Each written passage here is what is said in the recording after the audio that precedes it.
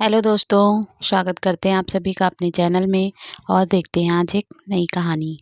शादी वाले दिन मुझे अपनी साली बहुत पसंद आ गई। शादी की रात मैंने अपनी पत्नी को एक तहखाने में बंद कर दिया और ये शोर मचा दिया कि वो किसी लड़के के साथ भाग गई है।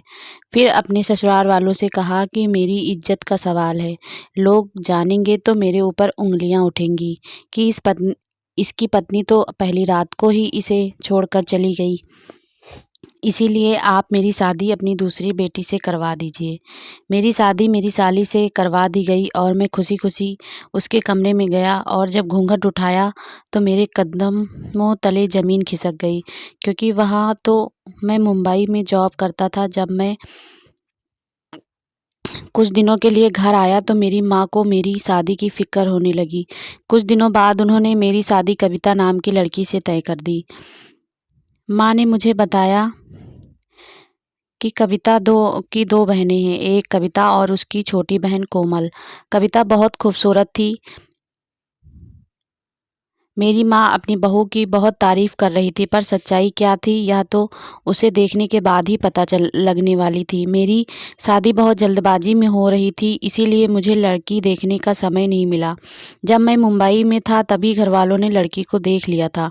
मुझे अपने माँ पापा पर पूरा विश्वास था कि ये मेरा लिए अच्छी लड़की ही पसंद करेंगे। मेरी शादी जल्दबाजी में हो रही थी, इसीलिए दोनों घरों में शादी की तैयारियां ज़ोरों शोरों से चल रही थी। माँ ने मुझे लड़की का नंबर दिया और कहा कि तुमने लड़की नहीं देखी है तो कोई बात नहीं, पर शादी से पहले अपनी होने वाली पत्नी से एक बार बात तो कर लो। माँ ने मुझे जब मेरी होने वाली पत्नी का नंबर दिया तो मैंने उस नंबर को संभाल कर रख लिया था। मैंने सोचा भले ही मेरी शादी जल्दबाजी में हो रही है, पर एक बार मैं उसे ज़रूर फ़ोन करूँगा और शादी से पहले उससे मिलने को कहूँगा। मैंने कविता का नंबर ले लिया था, पर शादी की तैयारियों में मुझे वक्त ही नहीं मिला कि मैं उसे फ़ोन कर सकूं। मैं कविता को ऐसे वक्त फ़ोन करना चाहता था जब मेरे आसपास कोई ना हो, ताकि मैं सुकून से बात कर सकूं। लेकिन जब से मेरे पास नंबर आया है मुझे ऐसा कोई वक्त ही नहीं मिल सका और शादी का दिन मेरे सिर पर आ चुका था। अब मेरी शादी में 4 दिन ही बचे थे। मैंने सोचा चलो कोई बात नहीं, शादी से पहले नहीं मिल पाया तो क्या हुआ, अब तो शादी करके हमारे घर ही आ रही। अब मिलने मिलाने की क्या ज़रूरत। शादी जल्दबाजी में तय होने के कारण मैंने कविता की कोई फ़ोटो भी नहीं देखी थी। मैंने सब कुछ अपनी माँ पापा पर छोड़ दिया था और यही मेरी ज़िंदगी की सबसे बड़ी गलती थी। शादी से 4 दिन पहले मैं मार्केट गया हुआ था, तभी मेरा एक दोस्त मुझसे मिलने आया। वह मुझसे पूछने लगा कि सुना है कि तेरी शादी होने वाली है, भाभी की मुँह दिखाई के लिए तोहफ़े लेने आया है।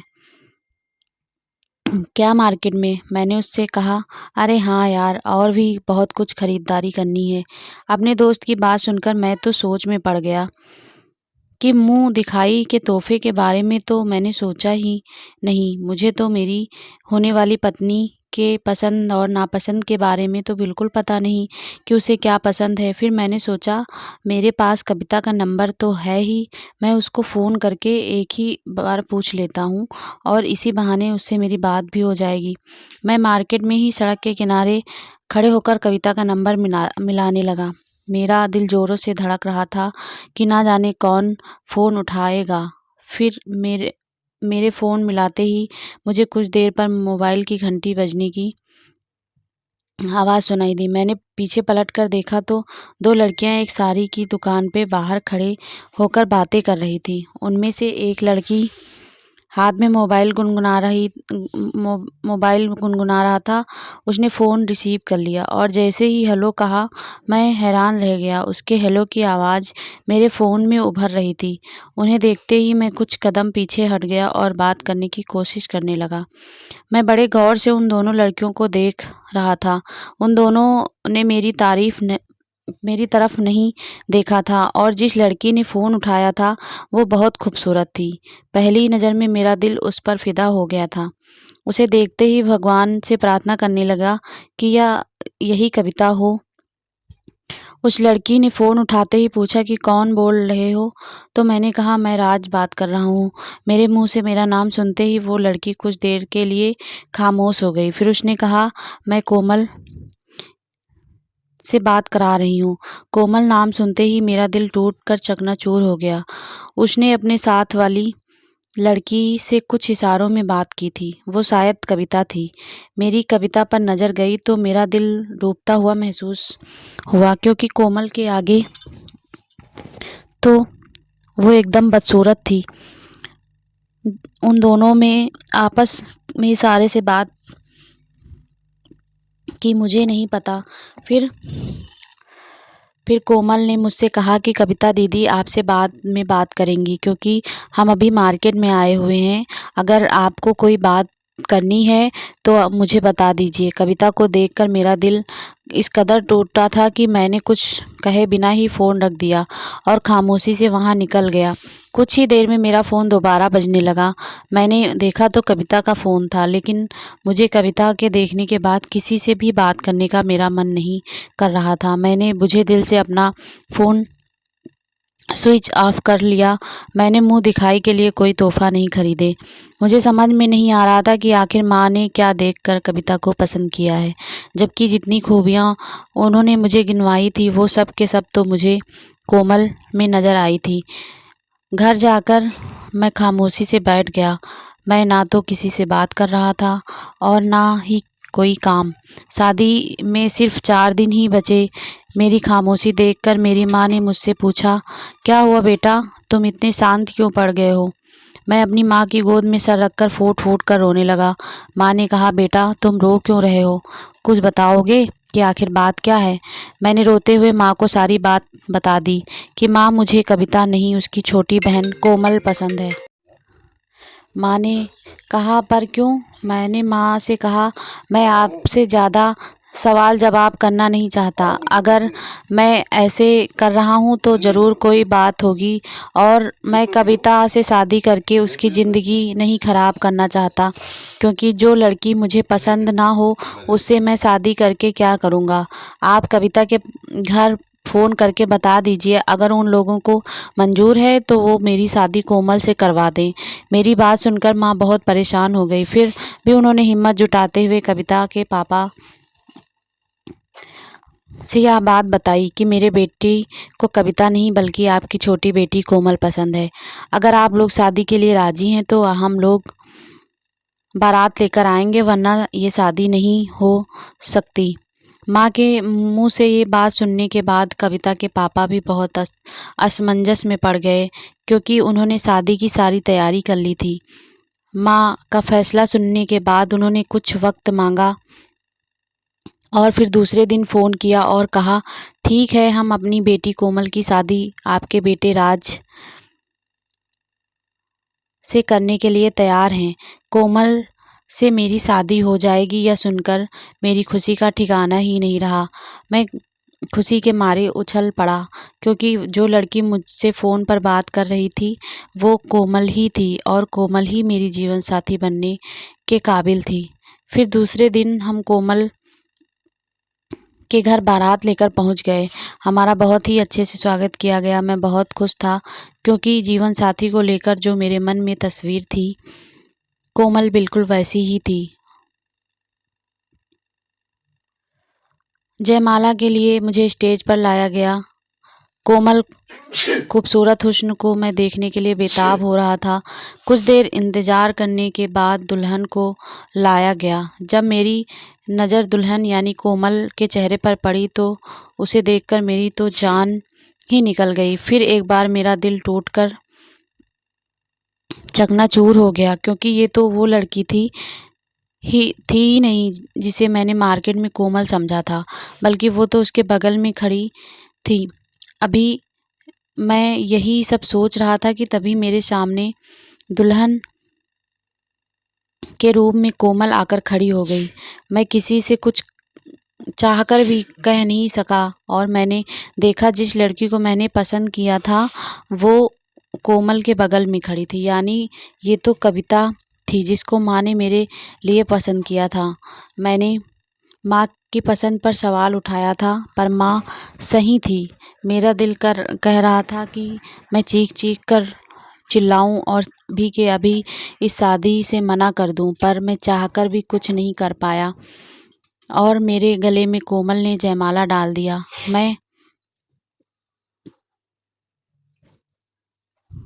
मैं ये सब सोचने में इतना खोया हुआ था कि एक औरत ने मजाक में कहा कि क्या हुआ, बस दुल्हन को देखते ही रह जाओगे कि जयमाला भी डालोगे। लोगों के कई बार कहने पर मैंने मजबूरी में कोमल के गले में जयमाला डाल दिया।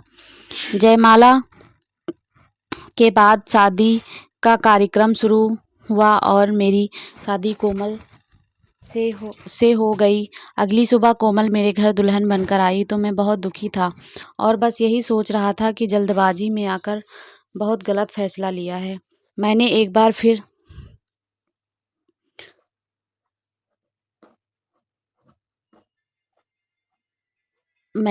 फिर भी यह पता लगाने की कोशिश नहीं की थी कि कोमल कौन है और कविता कौन है। मैं इसी सोच विचार से था कि तभी मेरे दिमाग में एक आइडिया आया।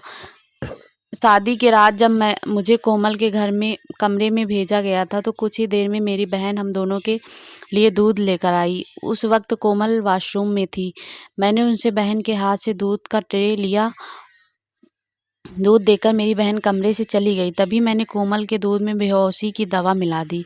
कुछ देर में कोमल वॉशरूम से बाहर कमरे में आई। कोमल बहुत खुश नज़र आ रही थी, पर उसके साथ अपनी पूरी ज़िंदगी बिताना मेरे लिए नामुमकिन था। इसीलिए मजबूरी में आकर मुझे उसके साथ ये सब करना पड़ा। दूध पीने के बाद कोमल बेहोश हो गई। मेरे कमरे में एक दरवाज़ा था जो हमारे दरवाजे के तहखाने की तरफ जाता था। मैंने अपने घर की एक नौकरानी को ढेर सारे पैसे दिए थे और उसकी मदद से कोमल को बेहोशी की हालत में तहखाने में छोड़ आया और पहले ही मैंने नौकरानी को सब कुछ समझा दिया था कि तहखाने में छोड़ने के बाद तुम सबसे छुपाकर कोमल को खाने पीने की चीज़ें दे दिया करना, क्योंकि किसी को मारना नहीं चाहता था और ये सब करना मेरी मजबूरी थी। मैंने अपनी गिलास वाला दूध नहीं पिया था। एक गिलास में दूध भरा हुआ ही था ताकि लोगों को लगे कि एक गिलास का दूध मैंने पिया है। फिर मैं शोर मचाने लगा। तभी मेरी माँ और बहन मेरे कमरे में आई और पूछने लगी कि क्या हुआ। मैंने उन्हें बताया कि मैं जब कमरे में आया तो कोमल कमरे में नहीं थी, तो मुझे लगा वो वॉशरूम में होगी। इसीलिए दीदी जब कमरे में दूध लेकर आई थी तो मैं कोमल का इंतज़ार करते करते मैं अपने गिलास का दूध पी लिया। पर काफ़ी इंतज़ार के बाद जब वो नहीं आई तो मैंने वॉशरूम में चेक किया, पर कोमल वॉशरूम में नहीं है। फिर मैंने आप लोगों को बुलाया। माँ, मुझे तो लगता है कोमल मुझसे शादी ही नहीं करना चाहती थी, पर अपने घर वालों के दबाव में आकर उसने मुझसे शादी कर ली। मजबूरी में आकर उसने मुझसे शादी तो कर ली थी, पर शायद वो अपनी नई ज़िंदगी को की शुरुआत अपने आशिक के साथ करना चाहती थी और इसीलिए कोमल यहाँ से भाग गई। फिर कोमल को घर के हर जगह ढूंढा गया था, पर कोमल नहीं मिली।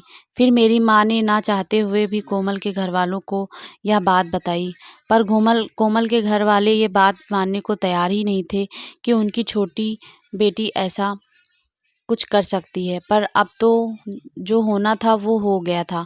माँ ने कोमल के पापा को समझाया कि ज़रूरी नहीं कि आप अपने बेटियों के मन की हर बात समझ सकें। मजबूरी में आकर ना चाहते हुए भी कोमल के पापा को हमारी बात पर यकीन करना पड़ा।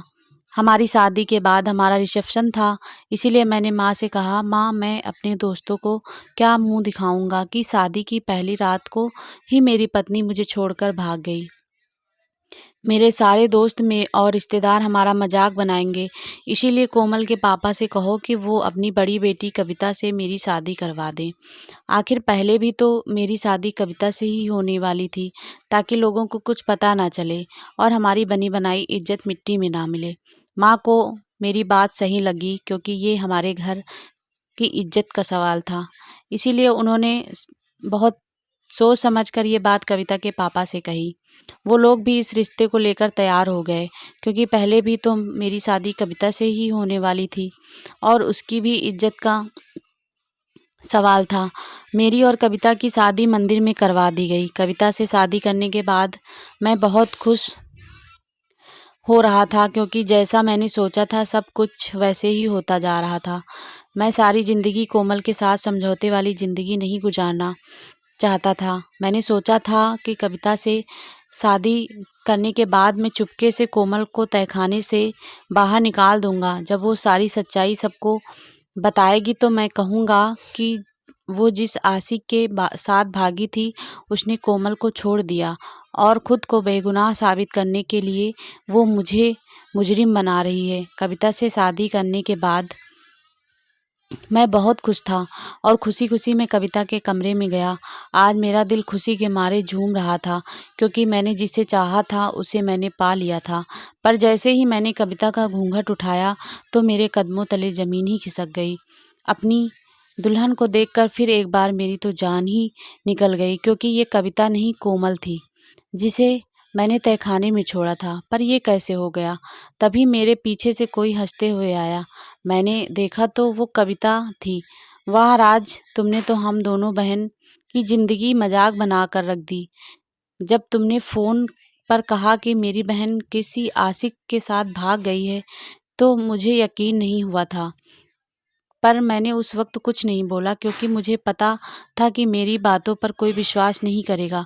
इसीलिए मैंने तुमसे शादी की और शादी करके जब इस कमरे में आई तो आते ही इस कमरे के चारों तरफ देखने लगी। इस कमरे में क्या क्या है, बाहर से दरवाज़ा है कि नहीं, आखिर मेरी बहन इसी कमरे से बाहर निकली होगी ना। फिर मुझे इस तहखाने का दरवाज़ा दिखा और मैं तहखाना खोलकर उसके अंदर गई। तभी मुझे किसी के कराहने की आवाज़ सुनाई दी। जब मैंने देखा तो वो कोमल थी। पर राज, मुझे ये समझ में नहीं आया कि तुम हम दोनों बहनों के साथ ऐसा क्यों किया। कोमल की बात सुनकर मैं फूट फूट कर रोने लगा और उसे सारी सच्चाई बता दी। कविता ने कहा, राज, तुम ना तो मेरे लायक हो और ना ही मेरी बहन कोमल के लायक हो। हम दोनों तुम्हें छोड़कर जा रहे हैं। तुमने अपनी खुशी के लिए हम दोनों बहन की ज़िंदगी बर्बाद कर दी। कविता और कोमल मुझे छोड़कर जा चुकी थी। इसीलिए कहते हैं कुछ भी करने से पहले उसके बारे में पूरा पता कर लें, क्या सही और क्या गलत है।